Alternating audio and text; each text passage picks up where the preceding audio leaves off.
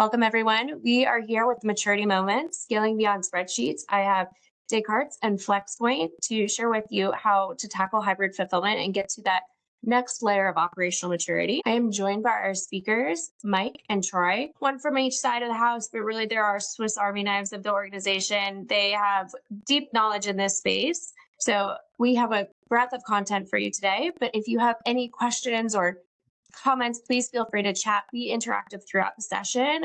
That just helps us kind of pave the way for the content that you desired today. Troy, without further ado, I'll let you present the Descartes solution and who we are.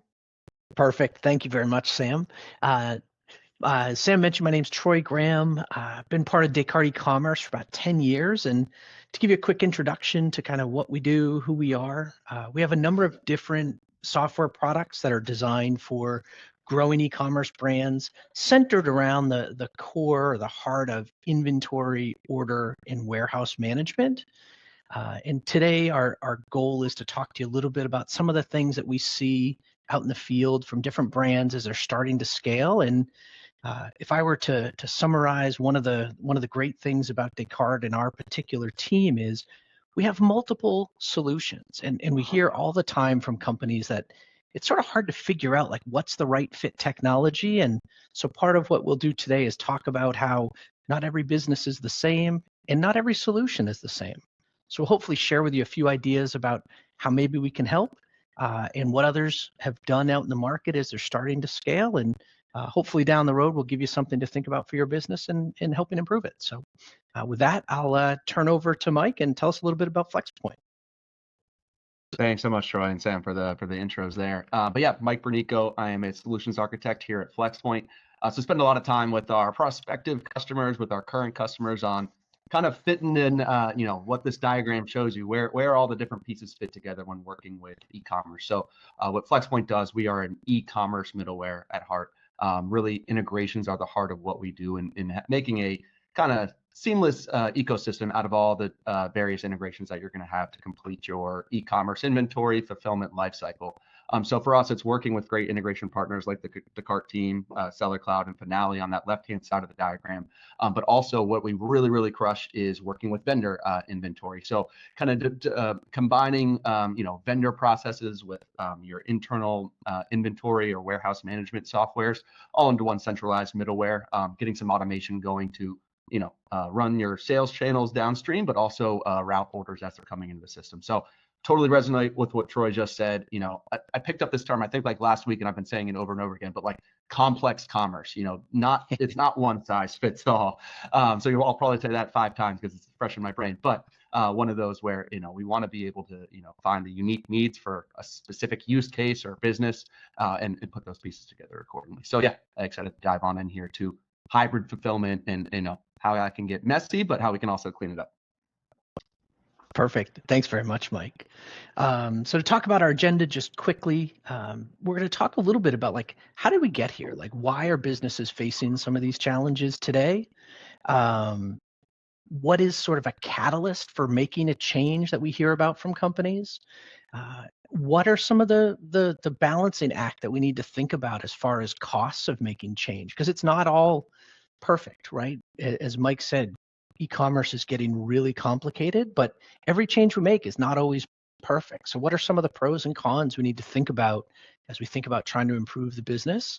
And then really share some examples of what does operational maturity start to look like, and share again some real world examples of how do businesses attack some of those problems, kind of find the right tool for the right job in this complex world that we're living in. So with that said, let's dive right in. So first off, the breaking point. And I guess really before we start talking about this topic, I would love to ask everybody that's on with us today, take just a second, think about your business, and just use the chat in the meeting here today and think about things like, do you have challenges managing multiple vendors, multiple sales orders, inventory accuracy? Or maybe even something else. Like, what's top of mind for you as you think about scaling, the complexities of doing business today? What are the things that keep you up at night, that have you worried about, I really need to solve for? Again, multiple vendor management, multiple sales channels, different inventory accuracy challenges. If there's something that stands out for you, we'd love to hear that. And we'll talk about that a little bit more when we get down the road. So the breaking point, designed to be, I get a little bit of a dramatic statement, because all of you on with us today, you're running a business today, it's being productive, you're making money. So why do we use the term the breaking point? And the reason is there needs to be a catalyst for change. Like there's a point in time where as we continue to scale that I either have to make some real sacrifices, and we'll share a few examples of those, or I've got to make the change. So what we want to do is just talk about what are some of those compelling events to make that change. So as we think about that, first, let's spend just a minute and talk about, like, how do we get here? And if I look back in time just a few years, in my experience, businesses would start to classify themselves, and they would say things like, I'm a wholesale distributor, I'm a dropship supplier, I'm an e-commerce brand. And therefore, their focus was generally on one primary channel, one primary customer type. And a lot of times that company would say, hey, I've got my product line, this is what I sell, and I'm hyper focused on it, and I'm really, really good at it. I just don't think that's true today. Like when we talk to that same business that 5 years ago would call themselves a wholesale distributor, dropship supplier, direct to consumer e-commerce brand, like that line is very, very blurred. And I think that's where the complexity comes in today, because most or a lot of companies that we talk with say, well, I'm selling on my website, I've got some wholesale customers, I'm selling on Amazon, I'm selling on eBay. And all of a sudden, the complexity of managing inventory becomes very, very difficult to keep accurate. And so we find that as order volumes grow, as my sales channels grow, and the product lines that I'm representing grow, complexity just snowballs and becomes really very, very difficult to manage. And we see that management happening, or we see the symptoms of that complexity in some of the bullets you'll see here on the lower part of the screen. But the number one thing that I hear from people all the time is customer satisfaction or channel satisfaction. I have problems keeping my commitment and my promise to my customer to get them the right product on time because I've got stockouts, I've got manual processes in place that are slowing me down. Mike, thoughts from you on kind of how did we get here into this complex world we're in these days? Yeah, it's funny. I mean, I started with Flexpoint 5 years ago, and honestly, that was, I've done some of my own e-commerce, but my first in the business of e-commerce, and even in that time, it is drastically different. Where, to your point, we do a lot with working with dropship customers, but also dropship wholesaler distributors. And 5 years ago, I would have a conversation with a distributor, and there was nothing on the radar for going direct to consumer, right?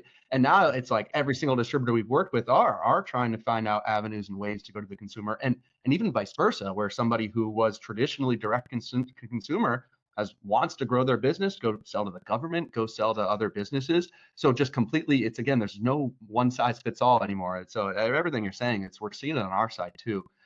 Just more and more customers who traditionally interacted with just their own inventory that now want to expand into other people's inventory or different warehouses, different fulfillment situations to get like that endless aisle scenario.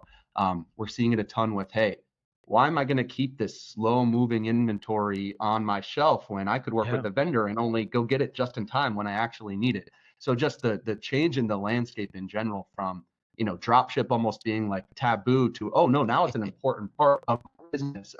Maybe it's not the only thing I do, but adding that on. So yeah, and like you said, with that, it only brings more complexity. As soon as I'm integrating with a new system, a new vendor, anything like that, there's just a whole nother can of worms that I'm opening up with.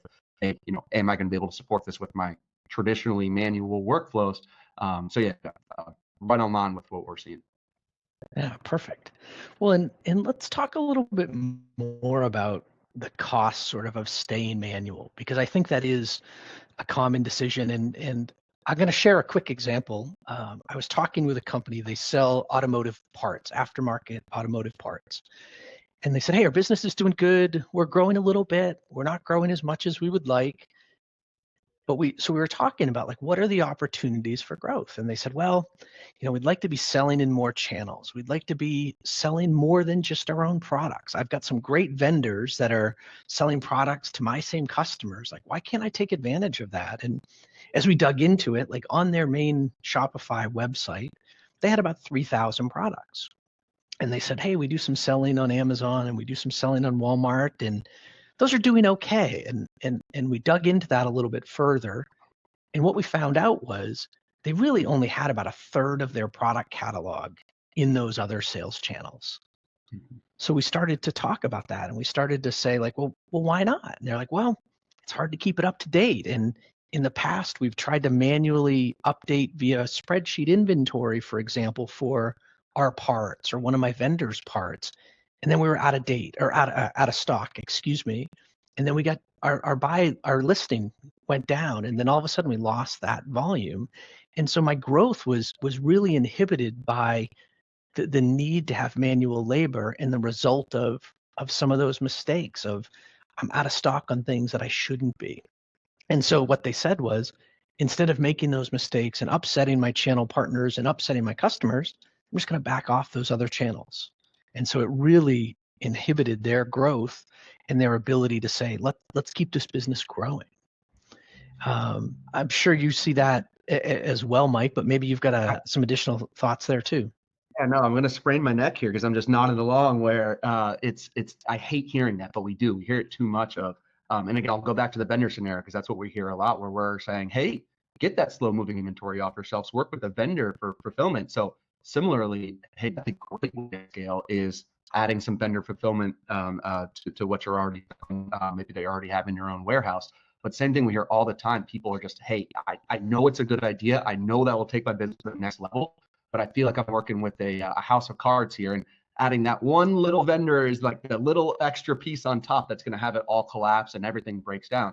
And I don't blame them when you look at, hey, oh my gosh, you're working with 6 different spreadsheets, trying to get 6 vendors combined into one, and then see how much do you have internally or in a 3PL. So I can see it, but it's one of those things where it's, we just got to kind of shift the approach and almost the mindset of thinking, hey, the only way to achieve this is how I'm doing it today.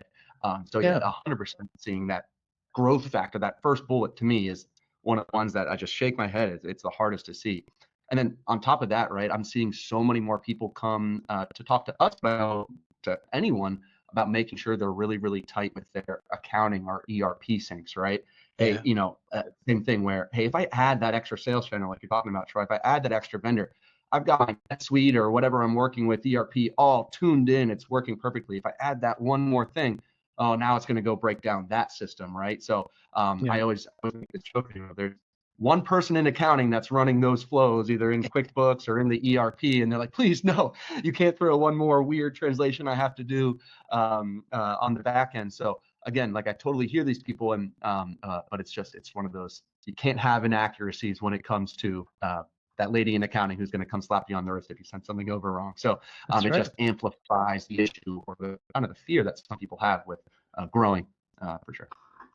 Well, and as you say that, you made me think of another company we were talking to recently. They were an apparel brand, and when we were talking to them, they said, we're really good with the marketplaces, and we're really good on our website. Like, inventory is up to date. We're really accurate. Customer satisfaction is high because we do a good job getting customers the right product.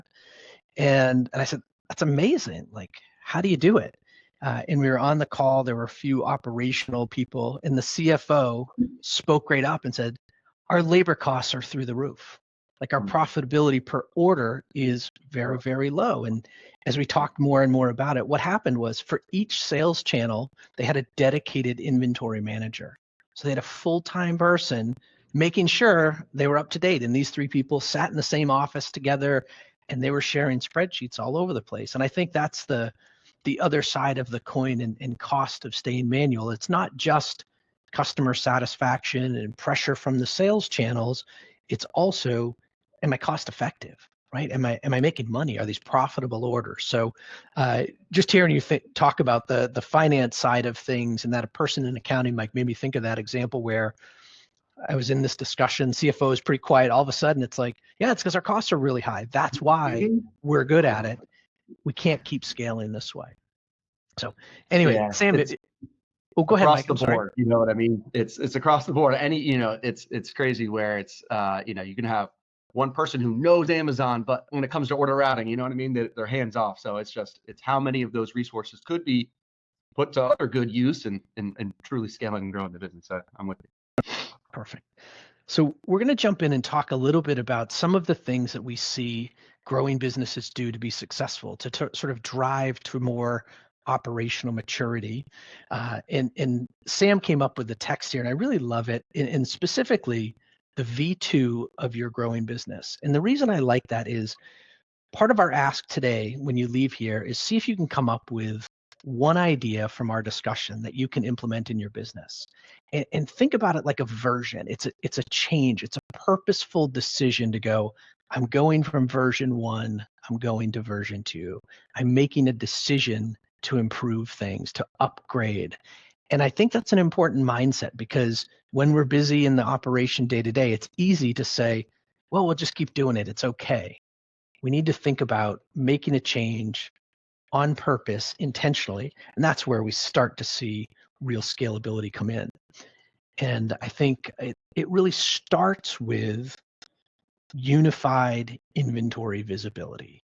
At the core of these complexities that we've started to talk about, where I'm selling in multiple channels, I'm representing my products, my vendors' products, I'm drop shipping for other brands directly. The core of maturity that I see is starting with a unified view of inventory. I've got to be able to accurately represent what do I have, make sure that I know where it's located so I can get it to my customers quickly. And that can drive a whole bunch of other operational improvements that we'll talk about, and give you a really strong foundation for growth. Mike, thoughts on unified visibility for inventory?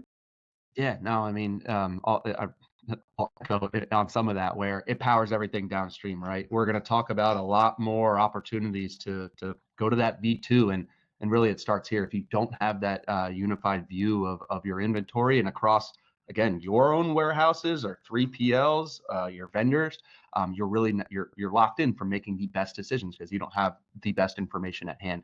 I think the bullets obviously speak for themselves there of, hey, the downside of not having this versus the plus side of having it. One other thing I'll add in, which we see a ton, especially working with, we have customers in the, smaller part space, whether it's automotive parts, like you mentioned, Troy, or just like electronic parts where margins are tight. So like, yes, inventory and how many are available and in stock is huge, but also cost, right? Having that unified cost data of like, yes, I have this one SKU that I sell on Amazon or any sales channel, but I could procure that from 3 different warehouses, maybe my own, maybe a vendor's. And what is the cost of getting it from one warehouse versus another? If I'm a margin-based business, which most are, especially when it comes down to like already working with thin margins, I gotta have that. You have to have this. You have to have unified inventory to know how to price your products at that basic level. I can't price my products if I don't know the true cost to get it. I'm selling it out of the East Coast warehouse versus the West Coast. It's going to cost me, when I procured it at the East Coast warehouse, it was completely different. Or I have to get this from a vendor. I know my margins are getting thinner there. So really, it's like we're talking about here. It's secret sauce, the kind of the piece that you need to unlock everything else here. So from an inventory, costing, everything else, you need perspective. Yeah, and it's a great point. I think about location and, sort of back to that theme of like, how did we get here? And I don't have a statistic to back it up, but I think if we talk to businesses 5, 6, 7 years ago, they would say, hey, I've got my own warehouse and that's where I fulfill inventory from. Fast forward to today, that same business has their own warehouse. They have a 3PL. They may use fulfillment services from a Walmart or an Amazon. Like that idea of a single location where someone can go out and walk around and figure out what they have in stock, like it's just not as common anymore. Like we're diversifying not only the front end of our sales channels, but the back end of how we do fulfillment. It's not just what's in my warehouse these days.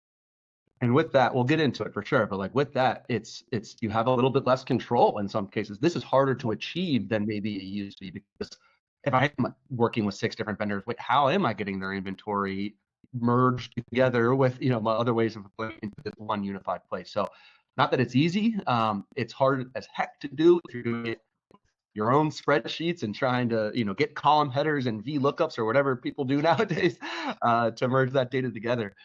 So yeah, it's something that, again, if we are on that manual kind of setup right now on that V1 of the business, this might be one of the hardest things to wrap your head around how to achieve. But here to tell you, it's doable.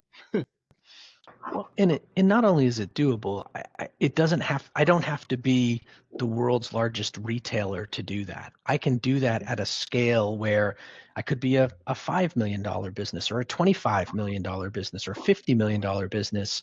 And I could achieve that through good technology where, again, if we rewind the clock a little bit, maybe I had to be able to spend $1 million for real fancy supply chain software. Today, it's very accessible if we can find the right tool for the right job.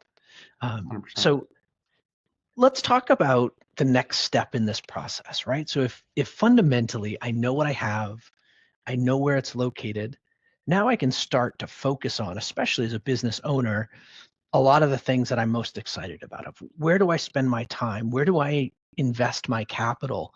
And it starts with allocation of inventory, because it's not as simple as saying, hey, I'm going to always prioritize my website orders or Amazon orders. I can start to be a strategic thinker and start to see not only what do I have for inventory, but where are my orders coming from? Where are the marketing activities paying off the most?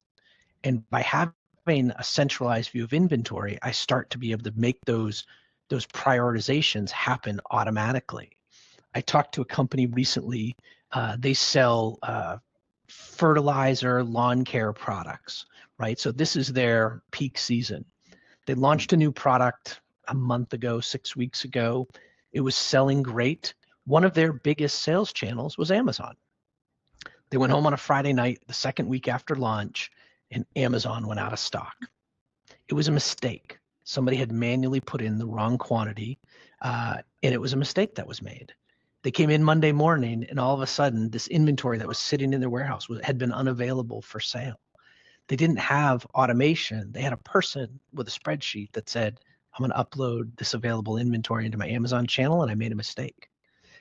They estimated a little over 5,000 orders were lost in the span of 2 weekend days, a Saturday and Sunday when the weather was good. So the importance of allocation is I can make strategic decisions that align with the marketing and sales efforts that I have going on, but make it automatically, not rely on Troy to not make a mistake in a spreadsheet.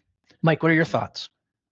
Yeah, no, and it's another area that has gotten harder recently. Unfortunately, harder to do manually, where specifically the rise of multi-location inventory. These sales channels like an Amazon, this maybe 6 months, a year ago, where I know Amazon as, hey, you sync a single quantity, or if you're doing it manually, hey, you update that one quantity for your one item, the overall quantity that you have. Working with a current customer of ours, he's like, hey guys, you need to get multi-location inventory supported for Amazon. It's going to unlock for your customers winning the buy box more and more. When we hear it helps people win the buy box, right? We want to be able to support that. But really, the goal is tell Amazon, hey, I could fulfill it from more than just one warehouse. Give options for fulfillment. So it's channel level allocation, but even within a single sales channel, needing to allocate the exact live inventory for each warehouse in order to help you win buy box. It also opens up buy online, pick up in store. Amazon's doing that. Ecommerce, Shopify, all these guys that say, hey, no, I have this many, but I have this many in this specific location. It's, again, you just described the ability to fudge a number. That can happen to all of us if I am manually looking at who has it in stock and then updating Amazon or any sales channel accordingly. If I got to do that 10 times for 10 different locations, I just 10x the ability for me to fat finger something. So yeah, it's something where it's getting more complex. And if you want to win, especially on Amazon, but in other areas as well. If you want to drive traffic to your own warehouse and own store with focus on any sales channel, it's something where, again, we have more data to fill out, more data to track, and doing that manually, again, that's what we're talking about. It's going to break down. Yeah, it's a great point. Having inventory, where your customers want it is so important. I think as consumers, we're so conditioned to like, hey, everything can be at my house in 2 days, and it's really tough for a growing business to be able to support that. But if I have good information about where are my sales coming from, all of a sudden I can start to make some of those decisions and reduce that complexity or the labor that's associated with making some of those decisions. So now if we think about, we've built a foundation around a unified inventory center. I know what I have in stock. I know where it's located. I've allocated my inventory appropriately across my sales channels and my locations. Now let's actually think about, was my plan any good? Like I had a plan, I built a plan, I can see the plan, but what were the actual results? Did I invest too much capital in certain products? Did I invest too much marketing in a certain sales channel? Because I start to have that data available to me, I can start to make real good buying decisions. And I hear every day from companies that say, boy, we think there's this great opportunity in X market, X product development. Well, why don't you do it? Well, I've got a warehouse full of inventory. Like I've got to sell that first. And we're always trying to balance that on-hand inventory with future products, future markets. How do we attack that? So I think one of the maturity opportunities for business is to think not just about what am I doing on a day-to-day basis, but take a big step back and say, did my plan work? Am I over leveraged in one place or another? Or I've got a really well-balanced plan and a good foundation for the future growth of the business. What are your thoughts, Mike? Yeah, no, I mean, just continuing on, it gives you the chance to iterate on your plan too, like see some live results over a certain period and cool, I need to make a change on this sales channel or in this manner. And I think what you guys do for the reporting, even I know it's a screenshot, but what you can do there inside the different Descartes products is awesome for, hey, what of my own inventory needs to be restocked or, anything like that. But then adding vendors to it, it always makes it a little bit more complex is what I keep coming back to where, hey, what if I want to restock from a vendor? I'm not even talking dropship at this point, but I want to restock my warehouses based on my vendor's availability. Again, it's just opens up that can of worms for, oh, now I need to know what they have available, what I have if I'm beyond a certain reorder point and things like that. So yeah, it's one of those where if I'm looking for restocking orders, or again, a good example we've had come up more and more often is restricted brand, how to order those. So like people in the firearm space or even in the automotive space, I've seen it come up. But there are certain brands that will not allow you to drop ship. But yeah, I have a warehouse. That's fine. Send it to me. I'll repackage it and send it to my end customer. I call it cross-docking. But again, you need to have that visibility across all of the different locations on, hey, it needs to come from point A to point B, get out to the customer at point C. So again, just with adding on vendors, if that's a plan for anyone and something that they think is going to scale their business, which it usually does, it's just going to add that complexity that if we don't have this ecosystem of integrations and different systems that, Descartes crushes internal inventory management. Great. Flxpoint crushes, vendor fulfillment. Now I can tie these together, get one unified package and make sure that I have all systems go. So yeah, I think it's becoming more and more important to have it locked in visibility across all of my inventory locations. Yeah, absolutely. And also some people, if we think about launching, for example, a new product line, like maybe I sell in a certain industry and there's a product that's closely related that I think my customers will want to buy, but I'm not sure. Maybe I don't want to invest a lot of money in bringing in pallets or truckloads of inventory, but maybe I want to partner with a good vendor and represent their inventory before making that decision. By having a centralized system that allows me to see the data of what do I have, sales velocity by channel, it helps me test the waters with some of those things. And we know is if we're going to continue to scale the business, we have to take some risks. But I want to do those in a calculated way and almost more importantly, a measured way. So I can see if those risks paid off. Were they valuable? Were they a mistake? Should I make a pivot and change? This helps me be able to do that. Yeah, you're not sinking millions of dollars or whatever it is into, hey, will it work? You can test the waters. I like that a lot. Cool. I'm gonna start off with this one. This is one of my favorite topics to talk about. I have to make sure I kind of trim stuff here when it comes into order routing. It's just what we live and breathe. So, and there's so many different different ways to skin a cat, right?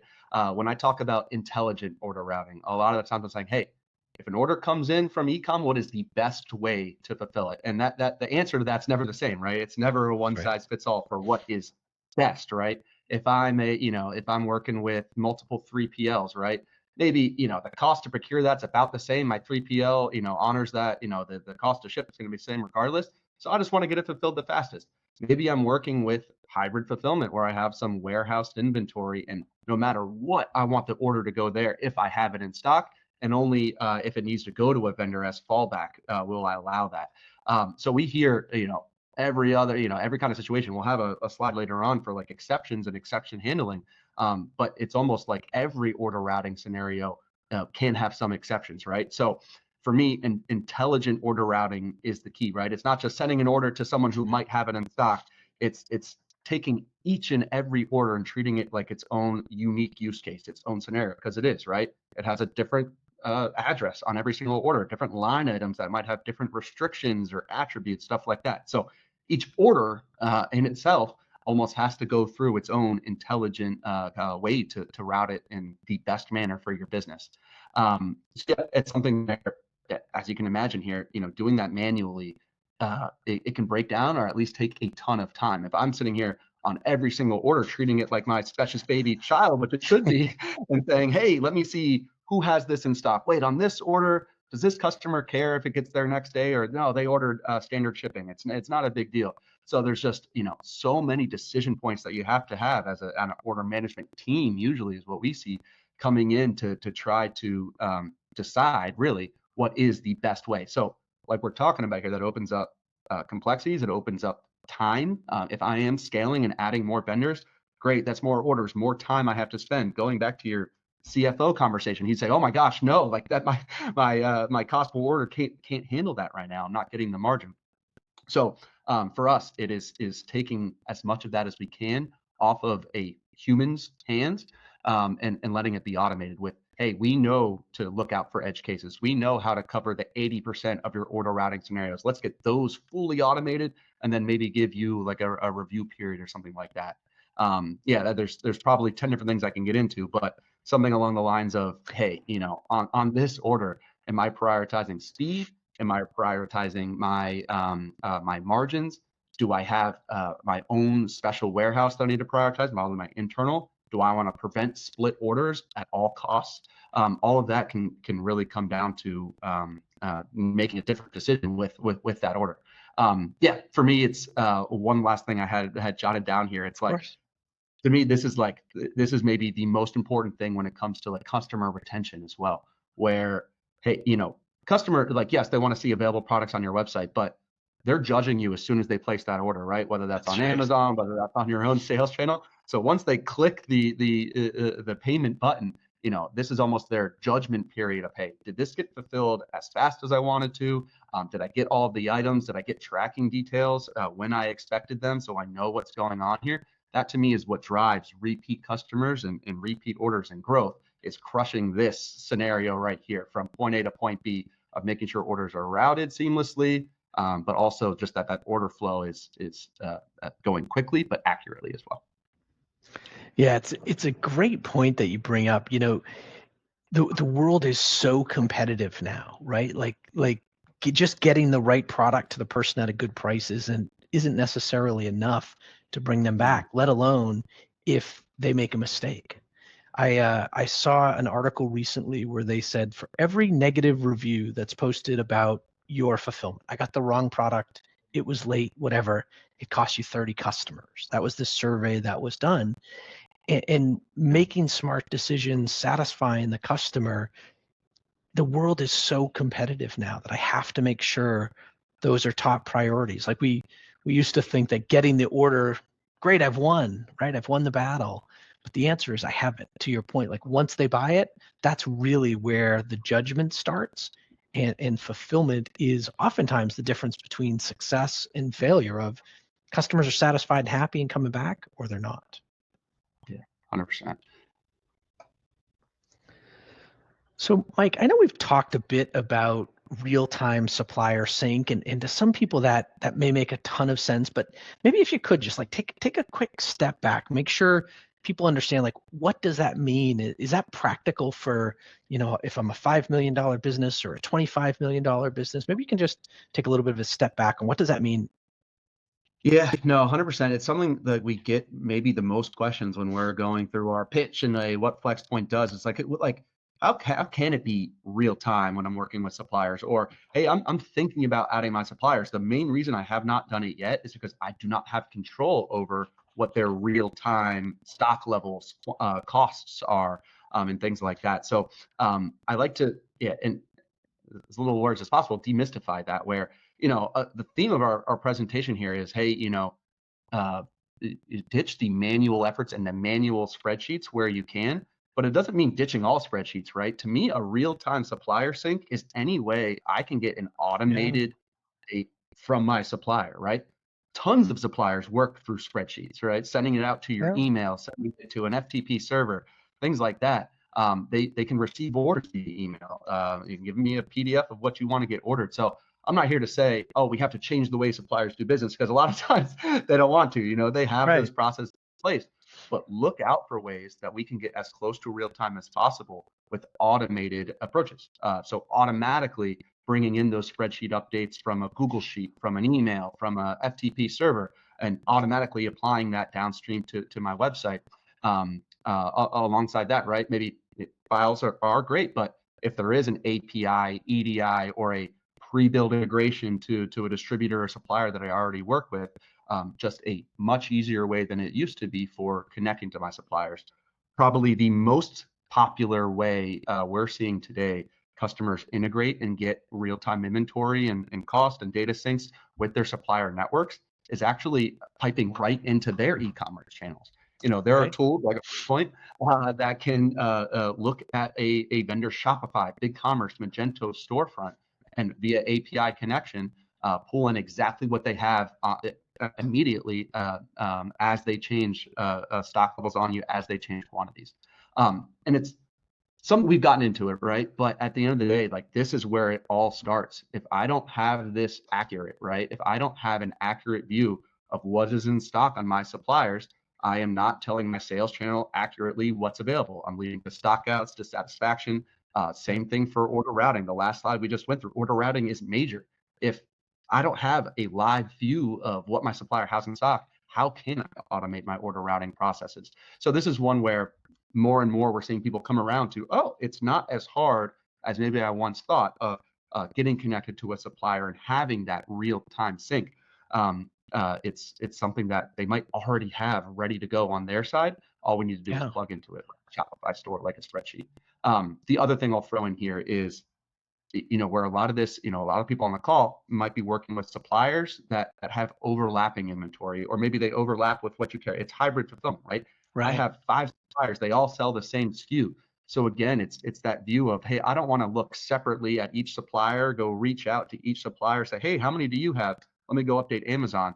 If I can have an aggregated view of, hey, here's all of my supplier, I got 25 in stock, the average cost is X, and keep that maybe separate or maybe combine it with what I have in stock internally, it opens up so multi-location inventory downstream, like we talked about. It opens up making sure you can always have the best margin on the products as you're selling it, having those various cost values. It opens up order routing once those orders come in downstream to be able to say, hey, who has it? Who's the cheapest? Let's route it in that manner, right?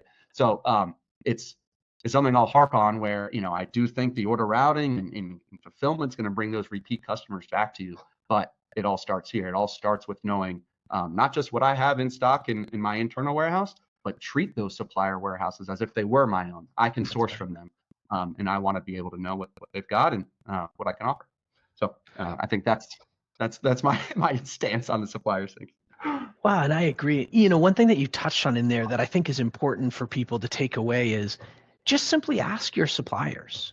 it's amazing how fast this world is changing, right? A Mhm. vendor that you worked with a year ago, like their policy on sharing inventory with their sales partners may change. So just simply ask, reach out if there's vendors that maybe you're working with or thinking of working with, ask them about it. You'll be amazed. Somebody that didn't do it a month ago might be doing it today. So be okay to raise your 100%. hand and just ask. 100%. Okay, so one more thing we want to talk a little bit about is what we call exception-based workflows. And to me, this is a great representation of a maturing business. And what do I mean by that? I don't want to have to look at every single order. If I'm an apparel business and an order comes in for a pair of sneakers, shipping to Boston, Massachusetts, great. I want that to go out the door. I don't really want to have to think about it. I want to manage my exceptions. I want to be able to focus on the things that are most important. And I start to think about a few scenarios. One is high value. So maybe my typical order, values a couple of $100. I get an order for $1,000. Maybe I want to flag that. I want somebody to look at it, and I want to make sure, like, is this a potential fraud? Is it a competitor? What is it? But manage an exception and be able to see that. And if I look at every order that I get every day, it's really tough to find that. If I can have technology that helps me identify those exceptions, high value orders, a high risk location maybe, or even a compliance requirement. We've got a customer that we work with that sells some equipment, these very expensive night vision goggles, and they have compliance requirements. So they have, if I get an order for a certain country, maybe like I have to have an export license. Do I have that license? So and these are just a couple of examples of location or compliance, things of that nature. But it all of a sudden allows the business to scale faster because I don't have to look at every order. I don't have to evaluate the risk of every order. I can start to focus on, let's have some technology highlight for me things I should pay attention to and common orders that I see every day. Let those go out the door quickly, protecting my margin. Yeah, What are your 100%. thoughts, Mike, on exceptions? Seeing a lot of the same where we have similar conversations with prospects and current customers all the time, and it's like, hey, I hear what you're saying, scaling's great, but my business just can't support it. It's special, right? It has a lot of these exceptions where that it's just one of those detriments. Say, hey, I want to ditch the spreadsheets, but I can't because that is where I track every complex commerce kind of scenario that I run into with exception handling. So what we're preaching is yes, but like, let's take care with automation as much as we can of what we can, the 80%, right? Let's take care of the 80% of workflows that are obvious, that we can keep things running smoothly, but only if there is an exception, do we handle it differently. We'll bake in as much as we can, automation with handling things differently. But there's, at the end of the day, all the time I hear people say, hey, if this one scenario comes up, I just want to get human eyes on it. Sometimes you just can't beat human eyes. You can't beat that one, the brain that actually can review something, look at all the details and say, okay, cool, I need to adjust this, or no, this is perfect, or hey, I don't have all of the compliance paperwork that I need. So that's one where it's, for me, it's a good point, and I do think there's always going to be room for a human having to come in and manually take a look at some of these, but I'd rather them look at one order over a month versus every single order over a month, and it's just paring down the work that needs to be done there. Another really good example that we see with these exception-based workflows in general, we have customers in the tactical kind of hunting space where, hey, they sell earmuffs, right? But they also sell a firearm for hunting, where those workflows for that, and they'll come in on the same order. Right. The workflows have to be handled completely differently, right? I have one order, one item is extremely compliance specific, and one that could just be handled normally. So again, can we just get out the one that we know is good to go, get that one sent out for automation while we work on gathering the appropriate, FFL or whatever details are required on the more restricted item. So it's even within a single order, these exceptions can come, and again, just being able to have a system or tools that kind of have your back there with, hey, automate what you can, handle what you can, and then raise your hand for the stuff that might need a review or a special handling, is what we preach for sure. So I think for me, the takeaway here is, we know it's not one size fits all. It's never going to be, but you want to make sure you can handle 80% of the easy stuff and then work on the hard stuff after. Perfect. Well, I think we're gonna get into a little bit of Q&A in a second, but I guess this is a little bit of a finishing thought. A finishing thought for me is, we would love to help everybody that's on the phone with some technology, right? Like hopefully we can be a great fit for you. We may not be, right? That we've got a number of different platforms and software that can maybe help.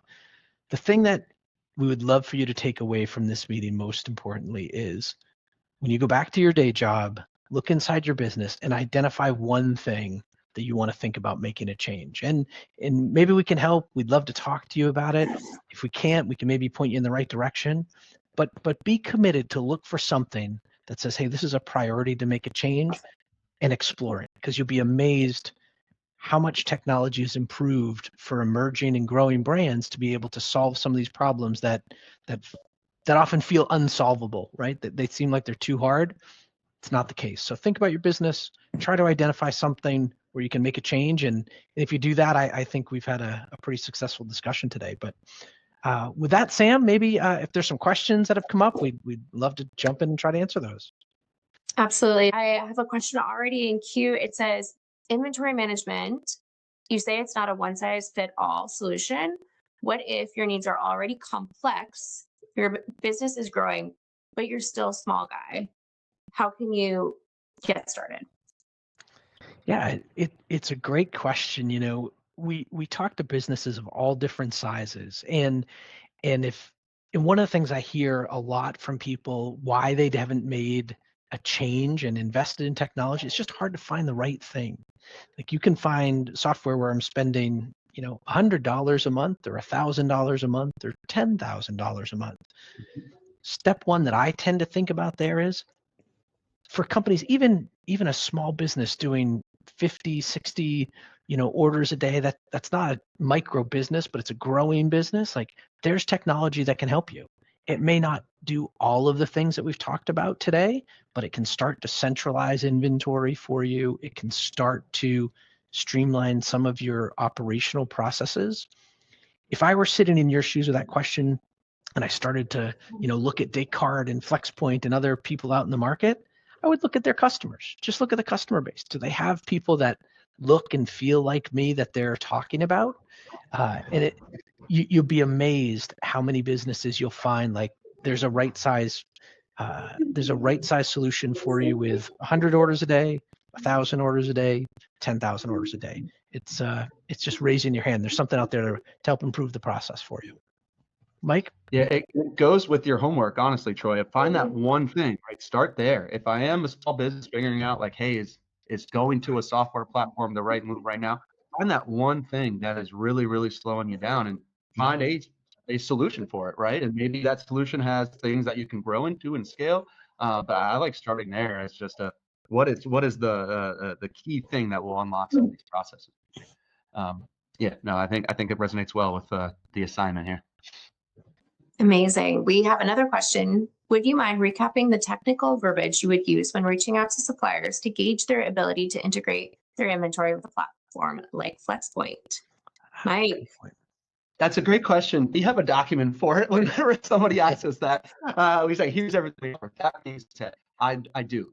I was going to say this with the last question, but one thing I preach, whether it's Flxpoint, whether it's Descartes, whether it's another system, is I like to say, if you can, avoid the all-in-one solution that says, hey, we'll do everything under the sun all through this one UI, all through this one system. And I say that because I like the best of breed approach. Get a system that's scalable where, hey, if I decide I want to add on a new sales channel, cool, I can do that. I'm not locked into something I already decided a year ago, 2 years ago, anything like that. So in general, working with a flexible system that can say, hey, I support a lot of different ways to connect to vendors is the way to go there. I won't go through every single technical way you can connect, but I like to say, hey, as low tech as trading files, if you have an Excel file or a CSV file, we can automate that, right? That's most people say low tech, we can get that handled. And then things like, hey, do you support API? Very common nowadays in vendor e-commerce, connecting via an API connection. Do you support EDI? Again, that's more old school, but still see it with big distributors. And then, hey, all else fails, you don't want to do any of that. you have a Shopify, BigCommerce, Magento store, we can connect directly to that without you lifting a finger. So there's definitely more tools and stuff like that. But I think the key for me is work with a system that you don't have to tell the vendor, you have to integrate in this way or we're screwed. It is give them options, right? We want to, we want to make it easy for those vendors. Oh, I was just gonna say one of the things I heard somebody ask recently, which I thought was smart, was instead of going to their supplier and saying, "Hey, can you integrate via API?" They said, "How do you do it?"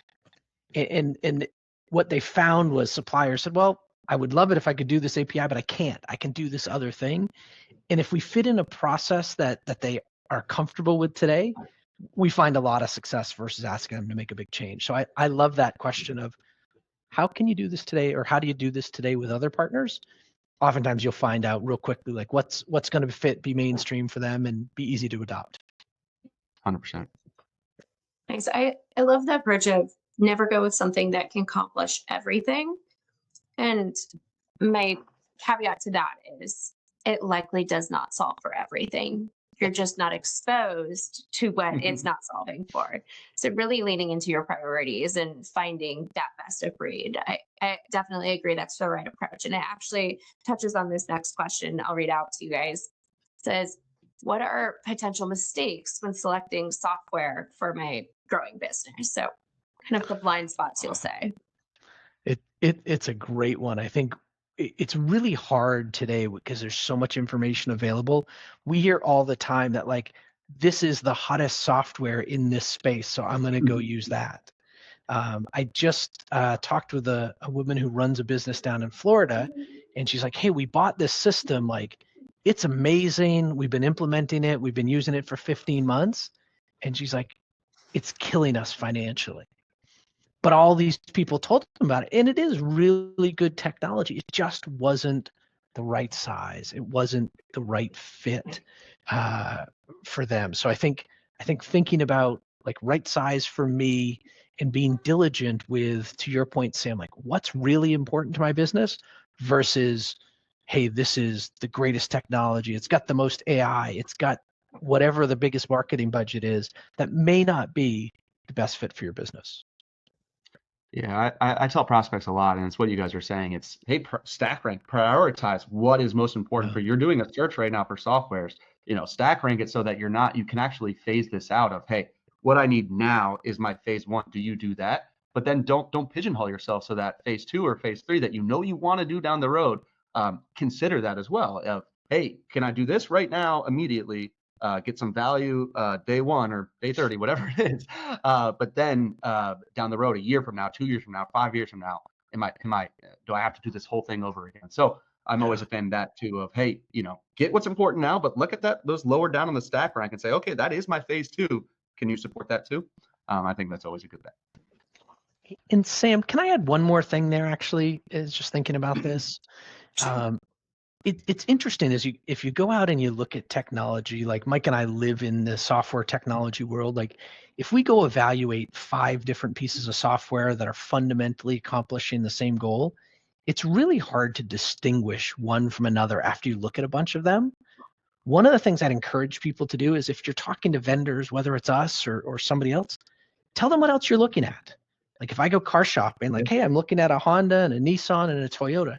Tell people what you're looking at, because what you'll find will happen is people like us that have been in the market will start to be able to show you, like, here's where we think we're particularly strong, or maybe here's an area we're not as strong, but somebody else is. And I think the more people are comfortable just sharing, like, what are we looking at? What you'll find is people that sell software for a living start to focus on, here's where we're really good. And that helps differentiate them and helps you figure out what's really good for your business. All right. I have one more. Inventory allocation. This individual would like to know, they said there was multiple strategies. What is typically the best for a business that doesn't have complexity? Yeah, I mean, so you said it does not have complexity, Sam? Yep. So I'm inferring this means particularly like, how do they decide how much inventory to allocate to each channel for just a standard business? Yeah, no, I mean, I think, and again, it's one of these where, hey, you want to have a system that can try things out and revert and update that if you need to with these different strategies. But it's as straightforward as it gets. If you can just make sure that you're showing an accurate number for what is actually on hand that you can actually get fulfilled. And sometimes it's not as easy as it sounds. I know this is maybe not the most complex scenario, but if I just have 2 warehouses, right, it can be a little bit more complex for, hey, or if I'm selling on 2 different channels, like, it got sold, the same item got sold off of BigCommerce that would have been available on Amazon. So just having a way to make sure that it's going to be as accurate as possible, or even bake in for high risk channels, I'll say, like an Amazon, a Walmart, where not fulfilling something is going to get you dinged and hurt your future ability to sell. Put a buffer in place, right? You could say, hey, you know, I'm going to put some buffer if I have, and I think it was on one of our slides, one of the bullets there. But if my systems are telling me I only have 2 available, I'm just going to call it out of stock until I've had a chance to go restock this. Maybe that's the best approach for you, but somebody else is super competitive and says, nope, I want to sell them until I have them. Just being able to try those different buffers or lack of buffers on one channel versus another is what's key here. Yeah, and I would add to Mike's comments, I think it's a great thing of like, start with even distribution, but it's not something you start and set and forget, right? It's something you need to come back and look at regularly, because you'll find trends. And it's amazing how many times you'll see a listing that's exactly the same product, sells great in one channel, doesn't in the other. We're not always going to know why that is, right? We're not going to know what traffic is showing up at our shopping venue, whether it's our site or a marketplace, but don't set it and forget it. Look at it regularly, make a point to look at it. That way you can make adjustments as you need to. Like Mike said, if you're getting pressure from a particular channel or partner, or penalty if you're out of stock on something. That even makes me think of seasonality. I like the call out that it's not a set it or forget it. It's about being agile and switching your strategies depending on what's impacting your business at the moment. Absolutely. Nice. I did want to leave a note on how to get in contact with our team. Here we go. This is how you can get in touch with us. You're always welcome to drop us a line on email, LinkedIn, reach out to our organizations. We're here to be a consultant to help guide you if there's any needs for your business. We have a lot of products ourselves, but we know a lot of folks in the space and would love to help you grow as a growing seller. If you would like to share anything you learned today with anyone within your business, the recording will be coming out post-webinar, or you can reference it for yourself at a later time. I'd like to thank our speakers, Mike and Troy. It was wonderful to have you both. This was incredibly insightful, and hopefully we can do a 2-on-1 session in the future. Sounds great. Thanks for having us. Yeah. Thank you, guys.